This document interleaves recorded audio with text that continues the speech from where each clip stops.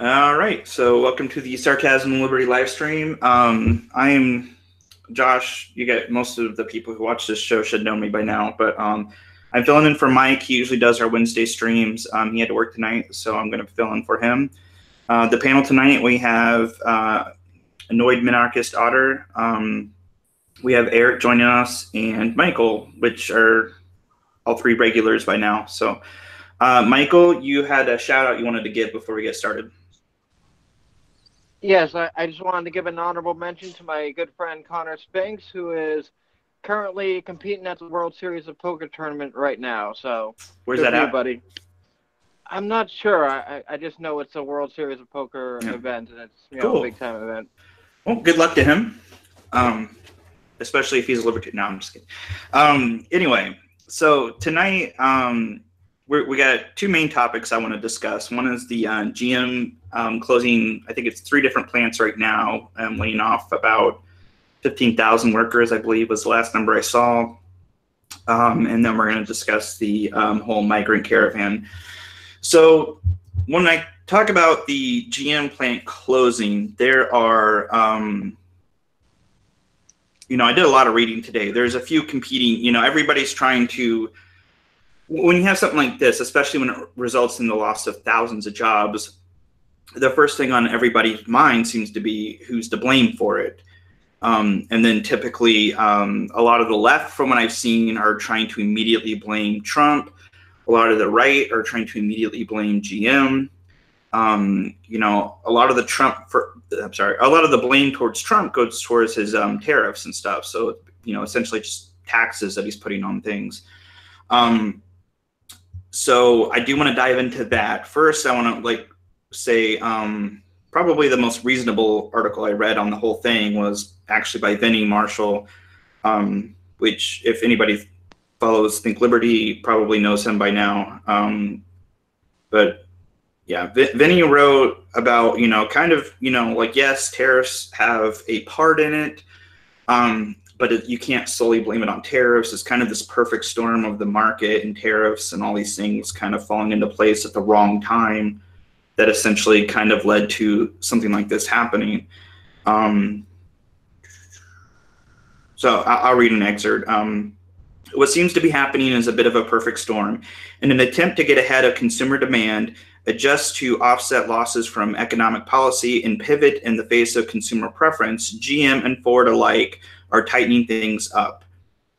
It is likely the Never Trump crowd will pick up the torches and pitchforks and exalt this information as further proof of economic failure, policy failure.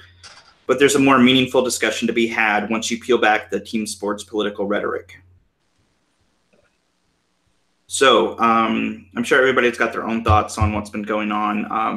I will post a link. I will try to find that. I will post a link in the chat for anybody watching that would want to read through that article. I do feel like it doesn't go into very much detail. He does just offer his personal opinion on the matter, but I do think it's probably one of the more well-rounded ones where he doesn't feel like he's just out to try to hurry up and assign blame, as a lot of the articles I've read do. So if anybody wants to jump in with their personal thoughts on that, go for it. Well, on the whole thing, not the article. Who wants to go first? You can go ahead and go first, Eric, since you spoke up first. Go for it. Well, it's complicated, right? Like, my general thought is the tariffs are probably the straw that broke the camel's back, or the needle that popped the bubble. I mean, let's be honest, they got bailed out 10 years ago, but nothing changed. They didn't do the restructuring they should have done 10 years ago. They didn't, I think everybody here kind of understands the Austrian school perspective on this stuff, and this is a place the Austrians are really, really good is, yeah, it's malinvestment, and you didn't clear out the malinvestment. In fact, you put good money after bad. And it was only a matter of time before this kind of happened. And honestly, everybody should be, kind of counting their blessings that it's a realignment and not like, hey, we're like in bankruptcy again. Like it shows that they might possibly have some indication that, you know, the Trump administration or Congress or just kind of the Fed in general isn't going to bail them out again, at least not to the same tune that they did last time. And so, especially if their house isn't in order. And so that's kind of my takeaway is it looks like they're closing plants that build cars that nobody wants. And so they're actually doing the work to realign their malinvestment and move things around. And, you know, in a year or two, they might reopen those plants and retool them to build something else, or they might bring in other people. But in the meantime, it looks like normal, appropriate behavior for a company that's in a market that is reached saturation and is highly competitive. Well, and I think that's a great point. Is that's kind of part of the art thing, and I posted it in the chat for us and in the main chat for everybody watching. The article Vinny was talking that I was talking about that Vinny wrote. You know, like he said, you know, you cannot solely blame tariffs. It is a market situation. Like they are obviously, you know, like if you read into it, they're saying they're closing plants that are making cars that sales are on the decline. So why would they keeping those plants open to keep making cars that nobody wants? And I felt like one of the things I read is that a lot of like, you know, like just passenger cars aren't as popular, and people are moving more towards like SUVs and trucks and things like that, which is, so they started closing plants. Because when I was reading it, I was like, okay, a lot of these are like, you know, smaller cars. You know, if the market's, there's no demand for it, it doesn't make sense to keep a plant open and keep pushing out cars that nobody wants to buy. From a market standpoint, you're not going to get anywhere. It sucks that so many people have to lose their jobs, and it sucks that a company like and as I said, they I don't think I've said this yet, but they say they're preparing, like they see the way the market's turning and they're getting ready for it. You know, that this isn't a knee-jerk reaction they're doing. They are preparing for what they feel like is to come in the market. So this is actually, like, you know, from a business standpoint, probably the smartest thing they really could do. Like, I'm sure the tariffs are hurting them in certain ways. And it could have played and I'm absolutely 100% sure it played a part, but to say it's solely blamed on the tariffs, I do feel like is very short-sighted. It's very, like, you're not taking in, but I mean, a lot of the people who I feel like want to blame the tariffs don't typically think about like the actual market. They just think about the political side. Well, it's also fun to watch the tax and spend crowd all of a sudden get a spine about, oh, taxation is bad. Yeah. Yeah, it's funny because I've seen a lot of left-leaning places saying tariffs are to blame, Trump is to blame, and I was like, wait, aren't you guys the ones saying that tariffs and taxes are a good thing? Like, what happened overnight? It's like once you start seeing that there are consequences to wanting to raise these things, to pushing for higher things like that. You know, somebody's got to spend that money, you know. You want more taxes, you want more money flowing into the government, and somebody has to pay the price for that. And if you have a massive business and they're facing increased taxes and stuff, they're going to make that up somewhere else. And in this case, it's a business closing plants. You know, it's them finding where they can cut costs. And unfortunately, that costs a lot of jobs, and that sucks. But, you know, I do feel like that is one of the things you can point to and be like, look, this is where there is a price to be paid for increased taxation. Michael or Otter, you guys you got any, like, I don't know how much you've been following all of this.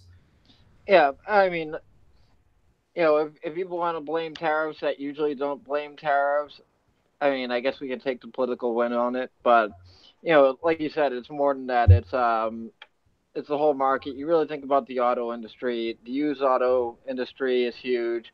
There's so many different forms of transportation now, and you got to be thinking about what's coming in the future. There may be a more efficient means of travel coming very soon, and like you said, it may not be a knee-jerk reaction. It may be them planning ahead. So maybe they know about technology that is upcoming. That's their I think one of their, not their official statement, but that's like kind of the way their official statement is read, is that they're anticipating basically them needing to do that in the future, so they'd rather do it now and prepare. If you guys don't mind, I want to read something from Twitter. And this is from a friend of mine, Libertarian in Chief. I honestly don't know how to pronounce his last name. Todd, I don't know. Hagopian. I don't know how he pronounces his last name. I've never had to say it out loud, so I've never.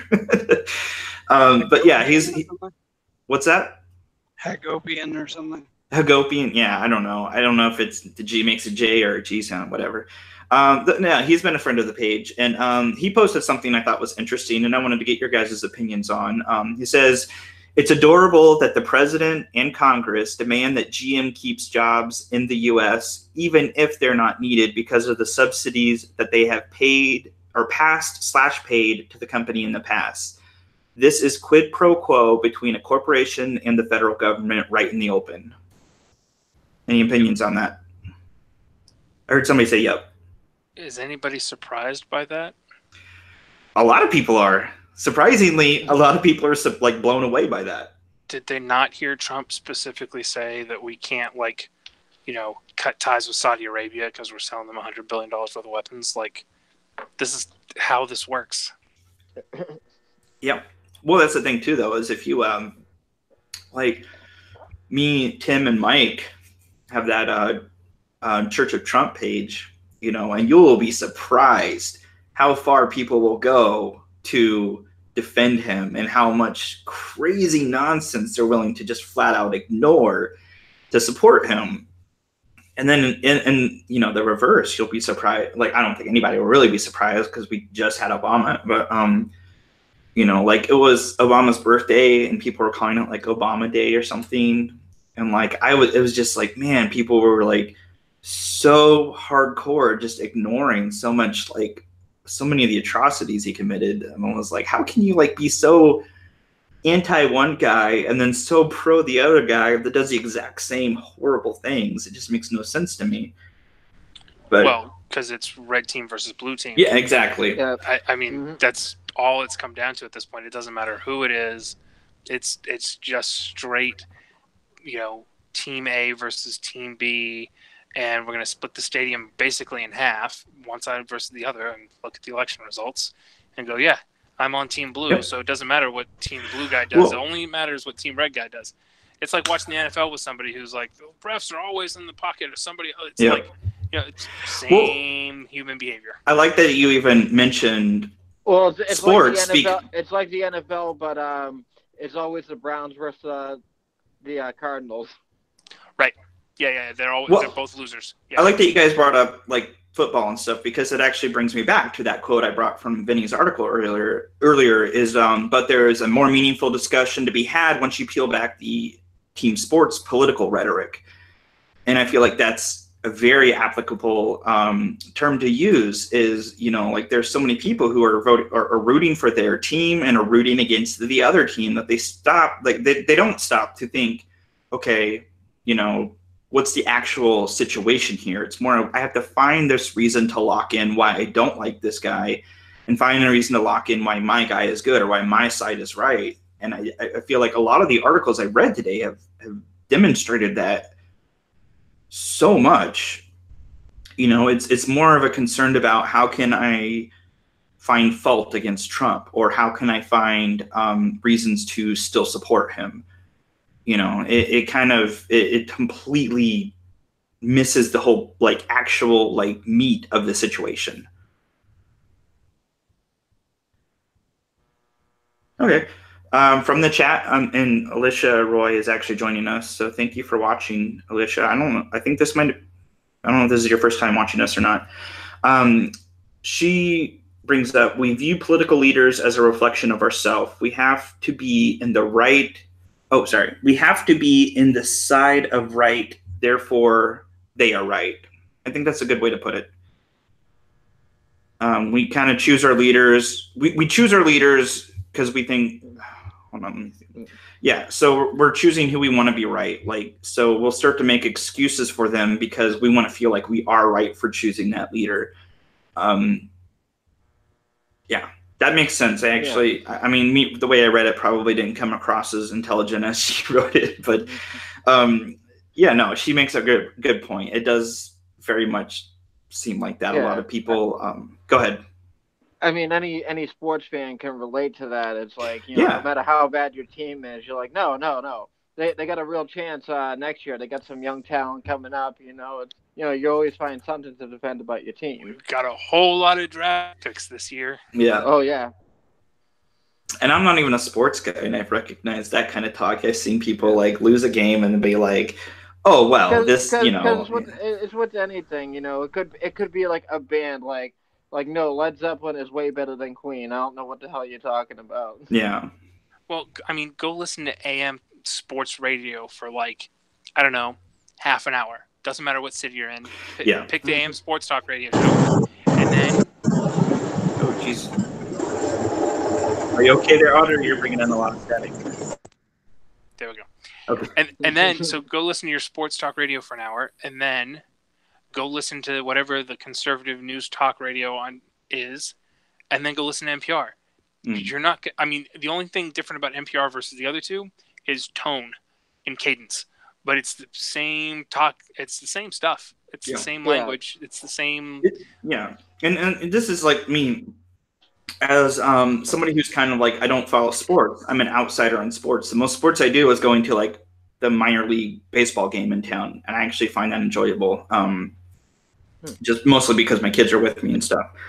But I'm an outsider on sports. But I'll hear people talking about it. I'll hear it on the radio, like when my dad would be driving or something. He'll listen to AM radio and like listen to sports stuff. He'll watch sports stuff. I hear all this talk, and I'm like, and you come into the political realm and hear people talking, you're like, yeah, there's a lot of similarities there. There's some blind allegiance to certain things where you start to overlook bad things about your team, and that's where I do feel like Vinny's little simile there, like, referring to it as team sports, political rhetoric, is very apt. Like it makes so much sense. Yeah. Also, what it's like, it's a lot like religion. And to bring up a quick little Voltaire point, he always said, if there were two main religions in a community, it would be a constant war with each other. And that's what we're seeing with the left-right paradigm, or the Republican versus Democrat paradigm. So in a big way, it's definitely like religion. You think about the Protestants and the Catholics, like all these little tiny differences, but they're fundamentally different people. Yeah. Well, I mean, like, I grew up Protestant, and I have a friend that's Catholic, and, like, it's one of those things, like, we talk, when we do ever talk religion, I'm just like, wow, there's a lot of things we agree on. There's a lot of things we're, like, just so far apart on. It's amazing. But also, this is, like, in a peaceful environment. It's not like, back in the old days where it's like, no, you're worshiping God. We're not, you're screwing everything up. Yeah, that's the difference between now and then. Is me and my friend are not trying to murder each other over our beliefs. We get along just fine. He's actually between like, now and then here. Okay, yes, that's a good point. Yes, like he's actually like such a close friend. My kids call him uncle, and like we have vastly different religious beliefs. And in fact, some of you probably even interacted with him on Twitter, not even knowing who he is, because he comments on my stuff on Twitter sometimes, even not even holding the same political beliefs I do. He still agrees with a lot of stuff. I'm slowly turning a lot of my friends into libertarians, though. I'm like, I'll talk about it here and there, and eventually they're just like, yeah, it starts to make a lot more sense after this and that. It's amazing. But yeah, that's one of the things I think for me, when it comes to the GM job cuts, the biggest problem is, from what I've seen, is separating your political beliefs from what like the actual facts are. Like, what is GM saying? This is what's happening. What have the tariffs, like, what damage did the tariffs actually cause? Without being, like, it's really difficult to analyze a current event situation and not inject your own political beliefs into it. It's very difficult. For me, I sat back because I knew nothing about it. I honestly read most of it today. And most of the articles I read were more concerned about who to blame than just analyzing what is happening here. And that's one of the reasons I wanted to bring up Vinny's article and being libertarian, was it wasn't taking the libertarian side. It was more like he took a step back and been like, well, here's what's happening. It's not necessarily this. It's not necessarily that. let's forget the whole political sports thing. Let's try to figure out, like, let's look at what's actually going on, kind of thing, which I really like. So it's a hard thing to do, to not look at the situation. And when we talk about the caravan thing, it's the same thing. A lot of people injecting their personal beliefs into a situation and being like, well, obviously this guy is wrong and my side is right. When it comes to things like this, you do have to take a step back and just read. What are the actual facts of what's happening? If you don't really know much about how a market works, it's easy for you to just ignore it and be like, well, Trump is wrong, or GM is wrong, or this and that. You do have to kind of take a step back and be willing to, if your side is at fault, be fallible. Let your side be fallible, I would say. I don't know if anybody's got a follow up on that. Let me check the chat. I was curious which car lines that those plants make. I too haven't read very much. Okay. I know there was some Chevrolet ones. I remember. I think some Fords too. I mean, I can look that up real quick. Sorry. I remember Impala was one of them. The other thing about Chevy or GM and Ford is they've also got like some of the largest lineups in the market. Like a lot of the other dealers, a lot of the other brands have, 5 cars total or 8 cars total. And Ford and GM both have like 25 or 22 different models of car. And with the CAFE standards getting higher, some of that is, hey, we got to get some of these high mileage cars out of, like, they've just got too many cars on offer. So they got to get rid of some models. So I get why everybody's freaking out about this, because it's like, oh yeah, there's, I think the number was like 10,000 jobs, which honestly is like, it's basically a drop in the bucket. I know if it's your job that doesn't help any. But everybody's freaking out about it because it's a good stick to beat Trump over the head with. And so it's like, okay, yeah, let's everybody pick up a stick and let's go to war. Just to touch on something you said, I do wonder how much the response would be if something like this was actually, in favor of Trump. Like, it could be easily spun that way. What the reaction from one side would be. Oh, nothing. You'd get ignored. I mean, that's the political climate we exist in currently. Just real quick to touch on, I think, Otter, you were the one that brought it up. I'm not going to go into specific models, but some of the stuff they touched on were some Chevrolets, Cadillacs, and Buicks. Different models of those, but mostly it's like 4-door or 2-door vehicles. I believe it was like a lot of small, like cars, because that's a lot of the articles I read were talking about how and they're all built on the same chassis, or at least they used to. Yeah, be, exactly. So, yeah. I would bet it's mid-size sedans. Yeah, and that's because what's going. They said a lot of they want SUVs.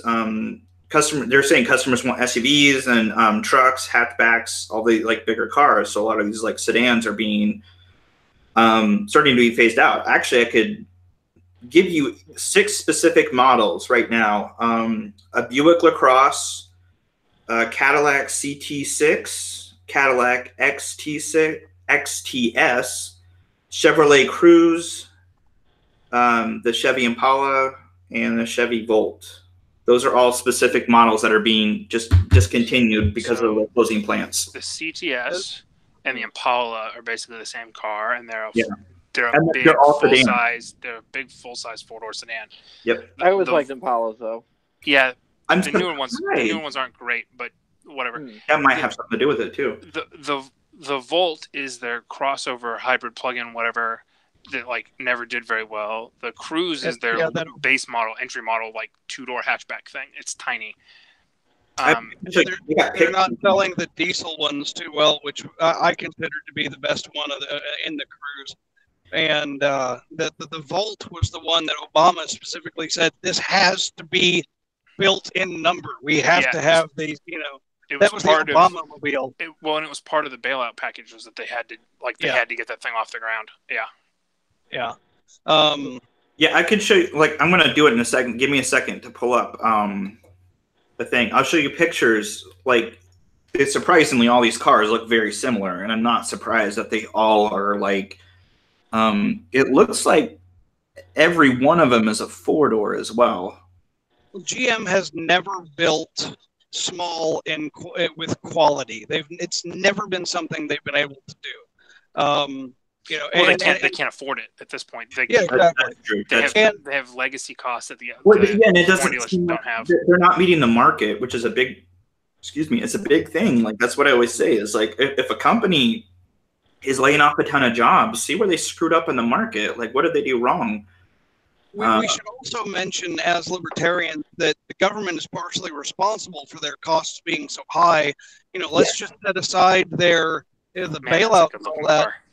That is. Oh my there's the bailout, and then there's the tariffs.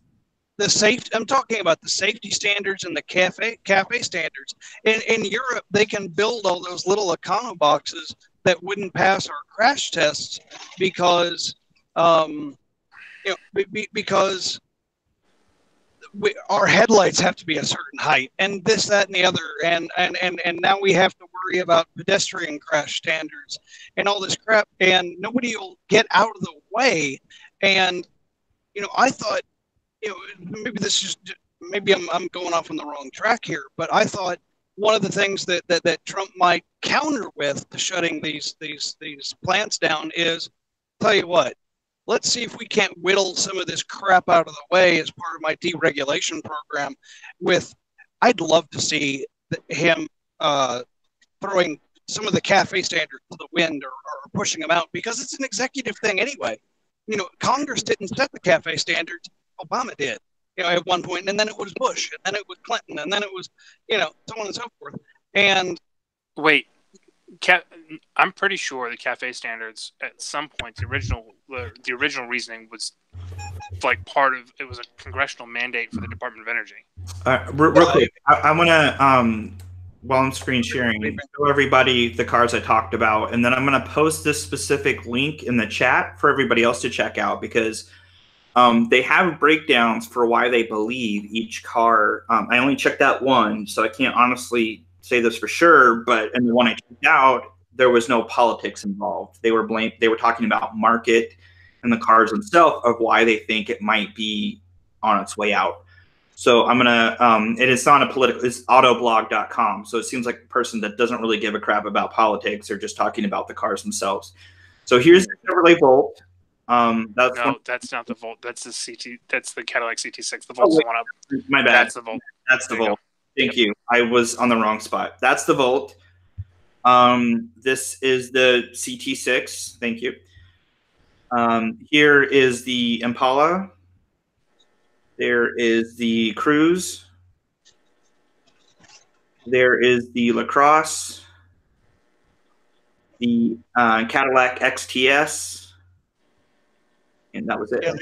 Yeah, the Impala, the LaCrosse, and that one are all the same chassis. Right. Basically. Yeah, and that's like you'll notice they're all 4-door sedans. Exactly. Yeah, except for the Cruze. Oh wait, where's the Cruze? The Cruze comes in a 2-door hatchback. Oh, okay. Yeah, well, yeah, but I mean, like they all look pretty similar too. Well, part of that reason that they don't have as much reason to build Impalas anymore is they also. Isn't the police Caprice or whatever on the same chassis too, and they lost out mostly to all the Chargers? Yeah. Yeah, I was gonna say I know they at one point most of the police around my area were Impalas, and now they're all Chargers. So yeah. Yeah. And those. Well, they brought when the feds decided to be done with the Crown Vic, the 4-door Charger and the Impala, that's when they came back. That was why they came back, was as a competition bid for who was going to be the next police car. Yeah. And the Chargers won and the Impalas lost. The new Impalas they weren't as good. From the chat, I got two things. First, I want to, Michael, somebody named Sat Theory says, let you know that he finished. I'm not sure. I'm hoping that's your buddy you were talking about, and it's not something. Yeah, it's not something that we should talk about on air. So it's a little disgusting. Okay. All right. And then Paleo Rules, and I'm wondering if that's Tim, says Ford is also going to stop selling cars except for Mustangs and the Focus. I haven't actually heard anything about that. Does anybody know anything about that?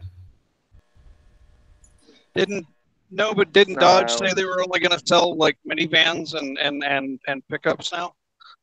Well, Dodge already spun off the pickup division. Ram is its own thing now. Yeah. Well, I'm going to look up. If anybody has anything about the Ford claim, I would like to see it for sure. I know I heard something about it wasn't just GM closing plants, it was Ford too. So no. Yeah. If you look it up, Ford is linked in with. Surprisingly, Ford's not being brought up as much. But if you look into it, Ford didn't take as much of the bailout money. Ford gets brought up quite a bit in a lot of these articles I've been reading through today.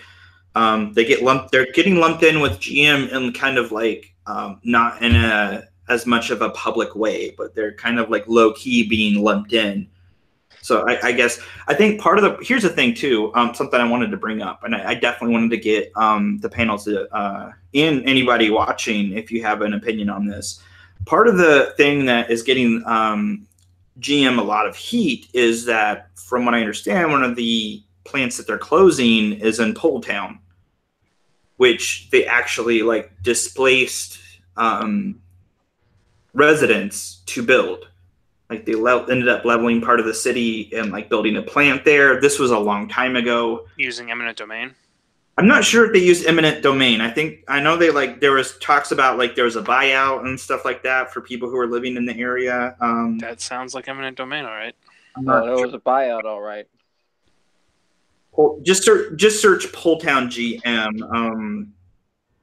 And I know because there's a lot of people who are really pissed about that. Is you basically put people out of their homes, and now you're closing the plant years later. What was the point of it all, kind of thing. Yeah. I mean, if they used eminent domain, that's awful. Mm-hmm. Yeah. If they went in and bought people out, without eminent domain, that's, people left. What are you gonna do? But it's the whole point of them kicking people out. Nothing else is relevant after that point. That's the wrongdoing. Oh yeah. I think it was in the 80s. One quote is, Jesus Christ.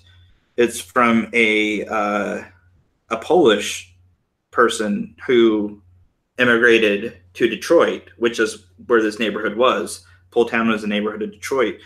And she says, the Soviet Union is ready to invade Poland, and GM is ready to invade us. That's fucking harsh. Holy shit. Look into it. Poletown, Pole town. In Detroit. What's that? A tweet from the 70s? No, it's not even a tweet. It was a protest sign somebody had. Back in the day, back in the early 80s, late 70s, I believe. It doesn't give me an exact date. That was somebody's protest sign from a Polish immigrant. So Poletown, Pole town, right? Yep, Pole town. Means it was a Polish neighborhood. That's what that is. Yeah.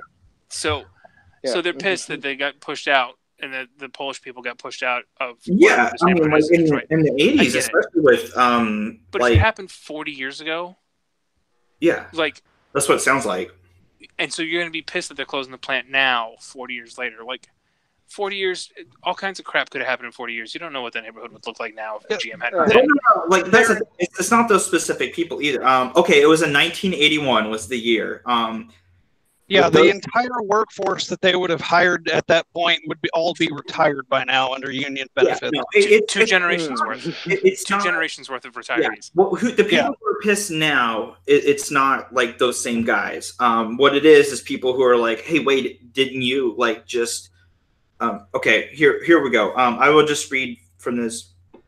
The area was named after the Polish immigrants who originally lived in the area. You were correct, Eric.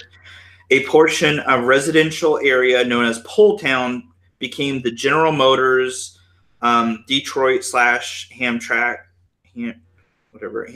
assembly plant in 1981, with those residents relocated by General Motors and the cities of Detroit and Hamtramck, which claimed eminent domain in order to make a new way for an automobile plant. So it was eminent domain. Okay, so fine. You can be pissed about that now. I mean, you can still be pissed. That's fine with me. Eminent domain's complete bullshit. And we have no idea if these people who are complaining about it, from the articles I've read, it just seems like people are pointing out, like, hey, you used eminent domain to relocate these people, and now you're saying, whoops, no longer needed there. Okay, well, now wait a second. Go ahead.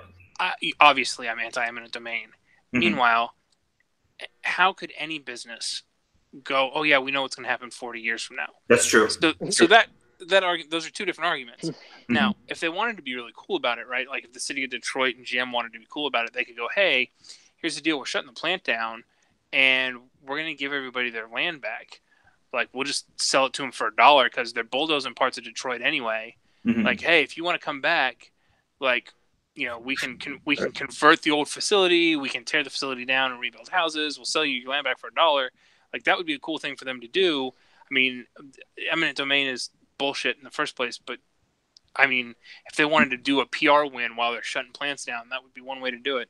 Oh yeah, no, I was just going to say though, anybody in their right mind wouldn't want to live in Detroit though, but.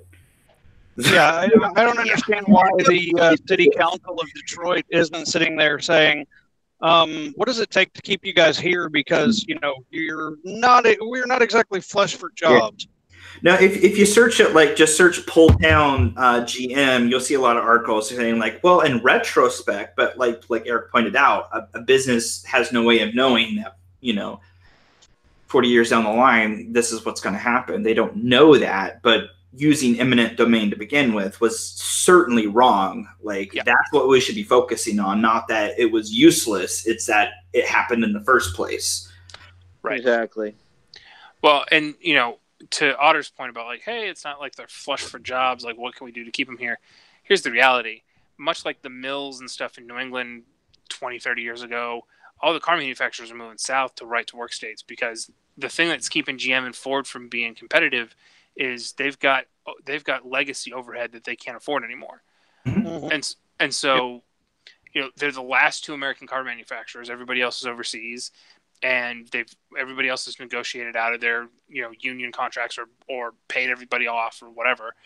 And so, like, that was part of the like Dodge thing is they sold off a ton of stuff. They sold off the whole brand, but they also like closed down Plymouth and closed down, you know, whatever, so that they could pay off a bunch of their union stuff and get out from under it as part of their sales when they sold both first to Daimler Chrysler and, you know, or when it became Daimler Chrysler, and then when it sold to Fiat Group. Like Ford and GM are the last two, they're dinosaurs at this point, and they're burdened with overhead that none of the other car companies have. So they got to do something, or the reality is they're going to go away, like completely away. It's not like, oh, hey, we're not going to reorganize and we can have, you know, we can save these jobs, and here's the, you know, slush fund goodies from Detroit, which, by the way, they don't have the slush fund goodies to give them. They're broke too. Yep. And so, you know, it's this, or it goes completely away. What do you want? Like, do you want all of Ford GM to go away? You want them to go the way of the dinosaurs and never come back? Because that's a legitimate option. Mm-hmm. Yeah, I want to prove that. All right, I'm going to give. I'm sorry, I had it clicked away for a second, so I'm not sure who was talking, but I'm going to give a real quick minute. Michael, you jump in. Otter, if you got something to follow up on what Eric said, jump in. I'm going to have one more point to bring up on this topic from the chat. We can discuss that one, and then we're going to move on to the next one. So, Michael, you go first. Yeah, but I just wanted to expand on, because Eric mentioned something about union payoffs and stuff, and I actually recently came away from a company who was in the process of going down and doing the union payoff. So basically I saw the whole process right in front of my eyes. It's a lot smaller of a scale, obviously. I worked for the Boston Globe in the assembly area between the print shop and the shipping center. So basically newspapers are going out of business. Like, that's just the end of the conversation. There's no reality check. So I saw like my bosses go down to my level, and all these people take buyouts, and basically the whole place getting stripped down to nothing. And now people are like can't pay their mortgage and stuff like that, and that's just the reality of the situation. Shit happens. Okay. No, that's like bringing some personal experience into it is great. Otter, did you have anything you wanted to follow up on that specific point before we go into the next? And I do want to just add, because I forgot to add it into there. Uh-huh. The whole facility which we were working, like I said, I don't work there anymore. They just built a new facility like 3 years ago. Oh, nice. So they had to tear they had to tear a lot of things down because they just built a new facility, and they needed to squeeze at least 3 or 4 more years out of the company to make that facility worth it. Damn. Otter, do you have anything you want to follow up on that area real quick?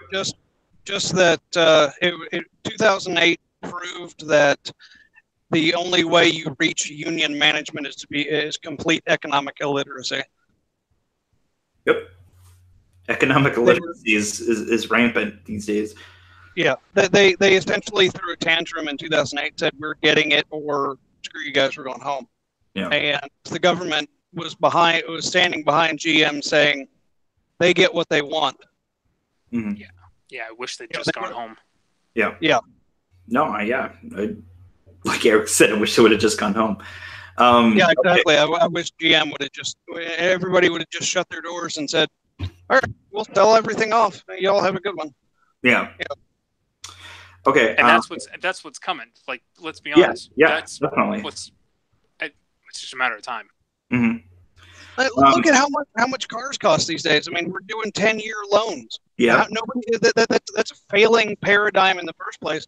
When in the last 10 years we've gone from 5-year notes to 10-year notes. That says everything you need to know about not just the car industry, but the customer base of the car industry. How many people do you know that own a car and have it completely paid off, and they didn't buy it off of like a lemon lot or a friend? I was 2 weeks away from paying off my car before that lady pulled in front of me and I totaled it. Yeah, right. Like there's always like seriously, like every car I've owned, I bought one car off a lemon lot, and I owned it right out, and it lasted me for like 2 years, and I had to get a new car.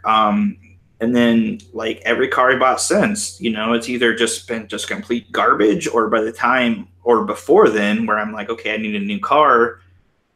It's either already paid off or not even close to being paid off. Unless you buy it off, unless you know a lot about cars too and have the means to fix one,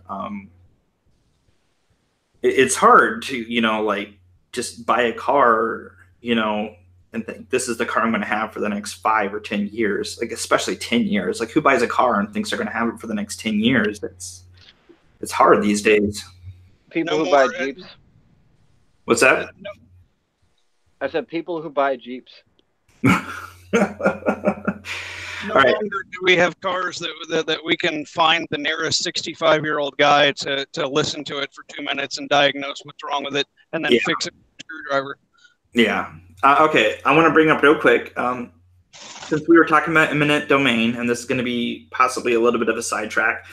Alicia brings up, eminent domain is a privilege of the rich. You never hear about organic food stores getting to have the government take someone's land for their use. Thoughts?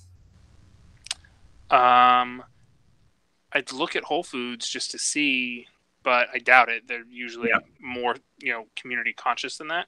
Mm-hmm. No, I in fact know of a homeless guy that lived in the empty lot that Whole Foods vacated and took over. So yeah, that's untrue. I mean, it's eminent domain is it's hey, we're bringing in a huge amount of jobs or whatever. That's the theory, right? The theory is, hey, we're going to be able to put in a facility that's going to bring in millions and millions of dollars to the city and tax base and blah blah. And so, it's for things like casinos and stadiums and major manufacturing. Government's not going to displace residents for a mom and pop store. I mean, not even for like a big oh, Yeah. hey, we're going to do a big development with a bunch of big box stores. Like, that's not big enough, even. So I don't think it's an invalid statement to say that. You know? No. And then one more real quick on the topic, and then we'll try to move on real quick. We ran long on this one. Cars are also more expensive due to government regulations that have driven up the cost. Many people are payment buys, so the loans are now longer terms. Yep. Any thoughts on that? Any disagreements? I heard a yeah. The first thing anyone asks you when you walk onto a car lot is what kind of payment are you looking for, not how much you're looking to spend in total. Yeah, that's true. That's true. Yeah, and having just not that long ago had to buy a car for my wife, it was very much more about like how much will you spend monthly as opposed to what are you overall looking at. Yeah. So, okay. Eminent domain is the dollars of the many into the pockets of the few over the interests of the one. Yeah, I do think, I mean, we could probably do a whole stream just on eminent domain alone, and we might do that in the future. I think that's a good topic to touch on. We kind of got on a little bit here. I think it was a good something to bring up specific to that discussion. We have ran 46 minutes on just the first topic alone. I do want to touch on the whole migrant caravan before the night is over. So, chat. What was that? The migrant caravan. I'm sorry. What is that? Where all the people you mean the thing that was supposed to be like total crisis before the election, and then we didn't hear anything about for 3 weeks? That thing, is that what you're talking about? That thing. I'm using the media terms on this because I really don't know what to label it. Because honestly, I just want to label it like a bunch of stupid shit. But I got my own opinions on it. I do honestly like. Oh man, so. I want to be able to touch on this because it is a hot topic for a lot of people. A lot of people have like, Trump is evil, Trump is awesome. It's one of those very politically divisive things that seems to stem from where you fall on the, red or blue line. And then if you're in the middle, you're more just sitting back like, what the fuck is going on with this world? So just kind of without even like bringing up, if you don't know what it is, just go look it up before, like, if you're watching this in retrospect, just hit pause on this, go look it up. I'm going to dive right into it. Eric, I really want to hear what you have to say about this. I see you smiling, but I love your opinions on things, and I want you to dive in first. Hit me with your thoughts. It's media manipulation. Like, who gives a crap? It's a minor number. I saw some lefty, and I know she didn't mean it this way, but I saw some lefty going, well, instead of sending 5,000 troops to the border, like we could have sent 5,000 caseworkers down there to process their immigration status and blah blah. And I'm like, yeah, would have been cheaper. Wouldn't a freight cart an entire armored division to the border? Now would we? That would have been a lot cheaper. Like, the whole thing is just one political stunt after another, and it's completely ridiculous. I have spent my entire life in a border state. Most of these people come, they work real hard, they do what they're supposed to do, and then they either save up enough money to go home and like live like kings because the dollar's worth more at home, or they save up enough money and they bring their whole family up here and they become citizens and they buy businesses or build a business from scratch, and they're good, upstanding citizens. And the few that aren't, cool, run them through the criminal justice system the way they're supposed to go through. Like, the whole thing. Okay, obviously I don't believe in borders. It's not even open. It's not even, I'm open borders. It's borders are a fiction. They don't exist unless we're talking private property rights. So yeah, I could give two craps. It's complete It's complete media manipulation. It's total garbage. And you notice it was a major crisis like the week before the election, and the day the election is over, you don't hear jack crap about it for 2 weeks. No. Yep. No, yeah, I remember it was being like pumped through, and I'm somebody who half the time doesn't like completely pay attention to like the media flow, and like when something really like breaks through into my area, I'm just like, well, this must be something huge. And I started reading it, and I'm like, yeah, it's a nothing burger. Like, a bunch of people, like from what I read, like from a bunch of people rushed the border, and then like everybody's freaking out. I was like, because they got gassed and blah blah blah. And then I was like, okay. And then you read they were throwing bottles and stuff at border agents and stuff. I'm like, yeah, that'd probably provoke a reaction. And like what else happened? And I kept reading more and more into it. I kept waiting for the next, like, and there was just nothing. And I was like, where did they all go? What happened next? What did the border agents do? What did the migrants do? Like, what the hell happened next? And I've not really landed on that next yet. And I'm like, okay, there's something else going on here. This seems very like depending on which source you read. And like typically when I read something, I read it from multiple sources. I try to read it from the very left. I try to read it from the very right, and as middle down the road as I can possibly get. And everybody seems to be reporting this, like, and this happened. And I'm like, what happened next? And nobody's got the and next thing. And that makes me very suspicious every time, is there's no and next. Like, and then this is what happened. It seems like a story, and then it just suddenly stopped. I'm like, that makes me feel weird, to be honest. Like, there's something going on. I don't know quite what it is. But yeah, I don't know. And on the whole tear gassing thing, like, Josh, I know you and I have both been through basic training. Yeah, we've both been tear gassed. Mm-hmm. We know what that feels like. You know why they do that training in an enclosed room? So you know what it feels like if you have to do it to somebody else. That's what they always told me. Yeah. Well, also to make sure it's a confidence course, right? It's to make sure you trust your equipment to work. But you know why they do it in an enclosed space? Go for it. Not real effective out in the open. Unless you catch a cloud of tear gas right in the face, it's not really going to do much. I will tell anybody, there's nobody at a course telling somebody to not stand near the exit of a gas chamber. There's nobody. And guess how much gas comes out once you go out that exit? A lot. Okay, and here's one. I talk about this a lot, especially when I'm talking to people about how well a gas mask container works on your equipment. Because they always say, like, make sure it's aired out. And like you close it as soon as you take your mask out. You always close it as soon as you take your mask out. So I did my last gas mask chamber thing, and I did not, because I was about to get out. I didn't even think of it. And like, I put my mask away and closed it. Everything was fine. So it was about 3 years later. I was out of the Army. I was showing somebody what the mask looked like, and I put it on, and guess what was still in my mask? Yeah. That makes for a bad day. Yeah, I don't know. But guess what didn't register until it was actually on my face and I was breathing it in? CM gas. Like, there was enough in my mask for me to get a very good whiff of it and for it to make me feel like I want to throw up. But yeah, it didn't register. There was no smell, there was no scent until it was actually on my face. That stuff doesn't work. And you know, in every gas chamber too, there's like a smokestack. It's not like that stuff just sits there all day. It comes out into the atmosphere. It's not the same as sitting in a building.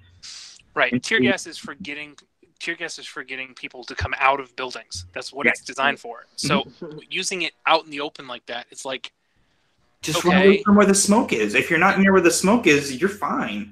If you're not even, if you're not downwind, even if you're downwind of it far enough, it's not going to matter. Yeah. And I took a concentrated dose. Stand in the room, take your mask off, say like 30 seconds worth of stuff, whatever they tell you to repeat that particular day. Sit there and breathe it all in. And the worst that happens is you like vomit and clear out your sinuses. And guess what happens as soon as you leave the room? Yeah. Everything. You're fine.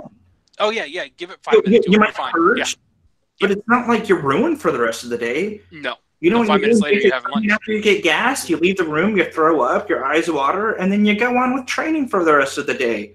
It's not like they send you home to rest in bed or anything. It doesn't murder you. Like, no, and I feel kind of bad for the kids that, like, you know, okay, it's like, and I hear a lot about, like, well, they should have better parents and blah, blah, blah. It's like, listen, their parents are trying to do the best thing they can for them by getting them out of, like, basically war zones and, you know, utter poverty.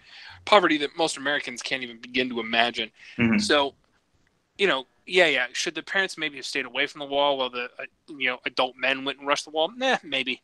But shooting gas cans at kids isn't exactly what I'd call real brave or anything. Yeah, I would say, like, all in all, I do feel like in certain situations, CS gas probably isn't warranted. I do feel like it's really stupid to employ it into an open crowd. Like, maybe in an enclosed street or something if you're in a riot. Even then, I just morally, it's questionable. Like, rationally, is it useful? Probably not. It's more of a scare tactic than anything. Well, in a big crowd, like you see like the riots in Paris and stuff, where there's a couple thousand people in a confined European city street. Yeah, it'll be a little bit effective. Yeah, like the pictures that I saw from the border, it's like they're in a drainage culvert, like big concrete, like the LA River looking thing, and there's all the open space in the world. CS gas isn't going to do anything to that. Oh yeah, like no, I saw people who were like looking at a picture and being like, "Well, it's fake because these people over here aren't running from the CS gas." I'm like, "Yeah, because the CS gas is going this way. Away from them. They're over here. That's not how it works. Just because it's in the area doesn't mean everybody's affected." Like morally, I think it's questionable, like very questionable, to just start launching CS gas canisters because having gone through it multiple times, yeah, it sucks ass. But like you kind and you run the risk of hitting somebody more. Yeah, exactly, because that shit's hot. Like the canister comes out hot. Yeah, but like part of me goes, like the old kind of right winger me goes, at least we're not the Israelis and we're not shooting people because that's what the Israelis do. So could be worse. The not right winger in me, the anarchist in me goes, yeah, that's complete bullshit. Like, just let him. Like, what are you doing? It's just I don't know. Like the problem is like when it comes to something like that, I do feel like because I've read multiple sources on the thing and like every source has something different, and you start to sit back and like wonder. When I do feel like there's that much differing truth between source to source, you start wondering, like, okay, where are your sources coming from? Like, where are you getting the story from? Are you making up what you want to be real? You never know. Like, you have no idea. I honestly, I personally can't know that they even use CS gas. I have no idea. I'm being told that they did. Yeah, well, and it could be one of those, those pictures were from 2013, and it was under Obama. Because, that's been known to happen, too. Yeah. So I don't want to dwell on this. I don't want to drag on the stream too much longer. I do feel like my personal feelings on the whole caravan thing are I'm iffy on the whole border thing. I know where Eric stands. I'm iffy on the border thing. I do feel like maybe, intelligently rushing a border to try to get in is the stupidest thing you could possibly do. Like, you should know that's not.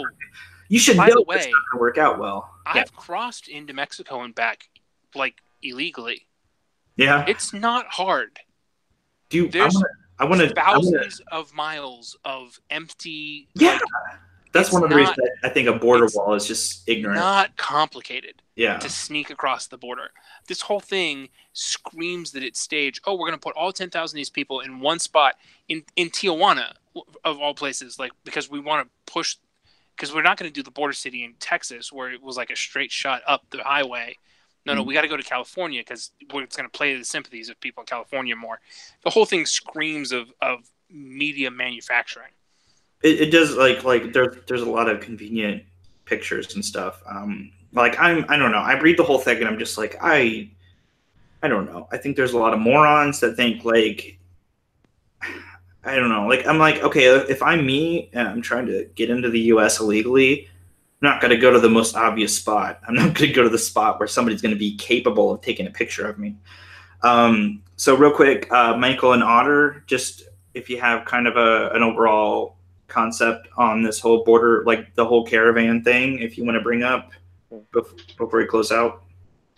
I'm going to make this short and sweet because I'm not really updated on the new developments from 3 weeks ago, but same thing I said a couple weeks ago when we talked about this. The problem with immigration is really the investment that you put into the country, your state, whatever. So this is why everyone reacts the way they do, because they have so much invested in this country. So just lessen the investment and you'll lessen the fire over the issue. Yeah. Sorry, someone was like, brush up on your ops guys and go back to talking. And I'm like, yeah, sorry, there's a bunch of sources. Can't just pick the one I like and decide that's the one that's real. There's a ton of the thing about any news site or anything like that is there's the information that they have, which is usually the whole thing, if they're a reputable news site, and their target. Yeah. Like I worked at a newspaper for 10 years, and my family's worked at the company for years before it. So it's like I know more of the inside things about newspapers, and it's like you'll see different things going to different neighborhoods. No, same factory. Like I'm putting out the same paper, saying different things going to different neighborhoods. Yeah. I worked as a journalist for a little bit, and like I know what it's like to write a story and have your editor be like, "This is how you're supposed to write it." You know, like this is where we want you to. This is the conclusion we want you to arrive at, kind of thing. So. I'm gonna go ahead because it's been around an hour and kind of wrap it up. I'm sorry we didn't get to touch on the caravan thing too much. I do want to thank Liberty for joining us for a minute. Let's see her again real quick. There she is. Say hi. Say hi. Hi, Libby. All right. Thanks. Sorry, Otter wasn't able to. It looks like he had to drop off. I know his connection was bad, so I do want to thank Eric. It was kind of an unexpected guest. I knew you were busy tonight. Thank you for joining us. I was busy with her, and I just had surgery again yesterday, so I wasn't sure if she was going to cooperate. But I'm glad she did, and I'm glad she was able to make an appearance. And Michael, thanks for joining us too. And Otter, you're not here, but thanks for joining us. And next week. Mike should be back on his regular hosting duties. As always, I'll post on Twitter on our at Sarcasm_Liberty if there's any other like pop-ups here and there, or I feel like doing one. But yeah, Mike will be back. Should be back next week for his regular hosting duties on Wednesdays. So thanks to my panel, thanks to the crowd watching and everybody who commented, and we'll see you next week. Bye. All right.